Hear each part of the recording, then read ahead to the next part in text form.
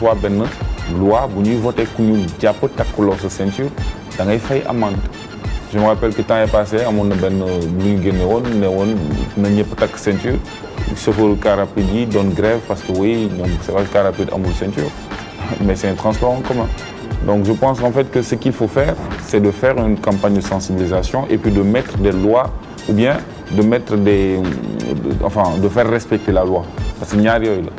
fii bu ñu ma jàppee su ma takkul sama ceinture wala sama pièce bu manqué tout le monde sait comment ça fonctionne. baal ma sëñ bi monsieur l'agent baal ma soo baalul ma yëkkati dara jox la pour nga bàyyi ma dem et finalement li mu mun a jur au final voilà c'est ça le problème. li pousse souvent policiers yu bari ñuy def ay corruption ci tali bi mun nañ ko benn partie bu ndaw mun nañ ko jiiñ gouvernement bi benn partie bu ndaw mun nañ ne est-ce que seen salaire peut-être moo leen doyul wala ay problème familial la c'est parce que léeg-léeg fekkante ne benn policier day fayeeku 100 000 francs yore njaboot am na si ñoo xamante ne ay ñaari jabar la ñu yore war a yore ay 5 doom mbokk yi à côté war a di yóndee à chaque fois sa village wala di yóndee sa njaboot loolu forcément que boo gëmul yàlla wala boo doyloowul sa salaire da lay pousser léeg-léeg ngay mbuxum di corruptionner gars yi di récupérer ay affaires yoo xamante ne si tali bi xam nga ne moos boo taxawoon xaar sa salaire kese du la ko may te léeg-léeg policiers yi ci benn une semaine li ñuy liggéey parfois léeg-léeg nee nañu gars yi mënuñu ko am ci seen salaire duñu leen ko fay ci seen salaire et loolu ku gëm yàlla dëgg moo mën a muñ doylu ci li nga xamante ne loolu moo am mais problème yi am ci ginnaaw loolu yëpp mooy que il faut gars yi di teg pression policiers yi il faut gars yi di gën a suivre waat li nga xamante ne loolu mooy rôle état bi loolu mooy rôle gouvernement bi c'est parce que corruption du ci mbedd bi kese lay commencer dafa am ci kaw lay commencer wàcc ci suuf si kaw bu jubul lekk c'est impossible si suuf mënul jub quoi. J'ai joué le rôle du commissaire véreux pour te dire que aussi corruption bi c'est-à-dire que ça dépend au niveau bi ngay situé dans la pyramide sur la pyramide des responsabilités donc à un moment donné dans la hiérarchie boo tollee ci col bi wala boo bëggee toll fi nga xam ne mooy col bi en fait da ngay foog ne tu es intouchable et que ça vient de soi c'est tout à fait normal et que ñu jàpp une grosse ponte ni indil la ko bien menotté et tout mais ak maletam nga récupérer mallette bi na ko demal sa yoon et fi mu boo amee seetlu aussi c'est-à-dire que il faudrait que aussi les gens soient assez réceptifs buñ seetaan film bi xam nga en diagonale nii mais effectivement seetaan ko mooy jéem a am perception bi nga xam ne moom la ñuy jéem a véhiculer quand tu vois le brigadier moom bi muy jël 1000 francs bi boo leen xoolee bu baax il a regardé de gauche à droite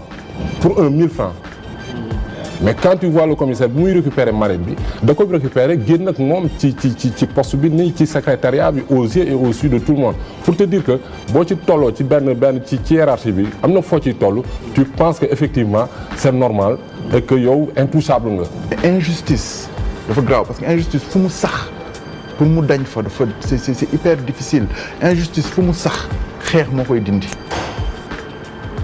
waxtaan dindiwul injustice xeex mooy dindi injustice et c'est exactement ce qu'on a vu ce qui s'est passé lors de ces dernières élections c'est-à-dire que nit ñi dañu wàcc ci tali bi ndax injustice yi ñu doon gis parce que ki la tane moom fi nga koy fekk chaque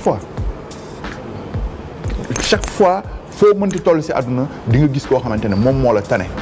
donc da ngay nangu loolu il y aura toujours des pauvres des moins pauvres des riches des plus riches loolu mënul ñàkk xam nga mais ci kaw loolu yëpp na la leer ne que boo jugee par exemple yow nga nekk koo xamante ne da nga néew doole nga jóg ne man kat lii damay dem pour yóotu ko ndax ci dëkk bi laa dëkk sama wàll la ci dëkk bi boo demee mën nga ci jot mais yow ngay jóg di doxi lenn parce que tout simplement citoyen nga tu as droit à ça nga ñëw qu'on te refuse ce truc là et on l'accorde à quelqu'un d'autre tout simplement parce que il fait partie d'une certaine élite wala xam na ko bokk ci élite boobu c'est frustrant quoi en fin de compte. policier bi certes bon comme ni ko turam di wuyoo c'est le bleu moom c'est un bleu il veut vraiment prouver instant bi ñëw na def na rôle bu noble joué na benn action bu noble quoi jël nañu jox nañ ko corrompre nañ ko mais bañ na donc ça c'est déjà noble mais boo xoolee ba xool danger bi ma njëkk a xool si loolu mooy que ne policier bi nga corrompre noonu mu bañ parce que kooku moo nekk sur le terrain c'est lui qui est appelé demain à être le commissaire peut-être moom mooy am promotion ba fu muy nekkee commissaire donc dañ naan que ne mun naa ne acte bu noble bi ça doit commencer par le haut ça doit commencer si ñi nekk si kaw mais ñi si suuf tamit war nañ si bàyyi xel parce que ñoom ñooy nekk si kaw ëllëg donc du coup moom corrompre nañ ko bañ na corrompre nañu supérieur am le commissaire il a accepté bon déjà loolu moom poussé nag à ce que mu def loo xam ne dootul lu nekk si xolam quoi parce que day def loo xam ne moom moo koy permettre pour que mu dund ëllëg comme ni ñu koy waxee des fois nii dañuy am ay salaires yoo xam ne c'est des salaires minables te loolu franchement nguur bi si war a bàyyi xel bu baax mettre leen dans des situations yoo xam ne corruption ku ko accepté rek mooy que ne carrément t'as pas assez. message bi may lancé état bi mooy idée yu mel ni à qui la faute dañ ko war a accompagner dañ ci war a def seen kéemtalaay kàttan sànni waxuma pour sànni xeer waxuma pour dara mais y a des téléfilms aussi tamit di ko lancé waale télévision yeeg yooyu donc mooy loolu yëpp ci état la quoi. y a des téléfilms wala des je sais pas quoi sketch yu ñuy wan chaque timis heure bi nga xamante ni ci la sénégalais yëpp d'habitude di toog ci seen kanamu télé di seetaan ñu ñuy wan yoo xamante ni amul benn enseignement bu ci xale yi wala mag ñi wala sénégalais yi di tirer alors des films comme À qui la faute on en a bon bii premier épisode bi kese la dañuy wan sénégalais yi que ni affaire bi jot na ku ci nekk dañ ci war a dugal sa loxo lancement la quoi mais des nañ ci yoo xamante ni vraiment communication bu taxaw la boo xamante ni war na mën a dimbali sénégalais yi ñu xam nan la ñu war a mën a taxawee donc je lance un appel solennel et je lance un message à l'État d'accompagner ces genres de projets mieux vaut di accompagner ay futilités télévision yi aussi sànniwuma xeer defuma kiiwuma dara quoi mais ngir yàlla li laay war a suuli audiovisuel dafa nekk lu graaw dafa nekk lu sensible donc dee leen ñuy wan loo xamante ni c'est éducatif dee leen ñuy wan loo xamante ni c'est instructif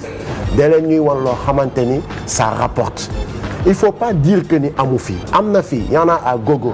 nous par exemple comme j'ai l'habitude de dire on est né artiste te quand on est artiste forcément on est acteur te quand on est acteur on n'a pas de problème pour incarner benn personnage jouer loo xamante ni c'est instructif day participer sur le développement de notre pays alors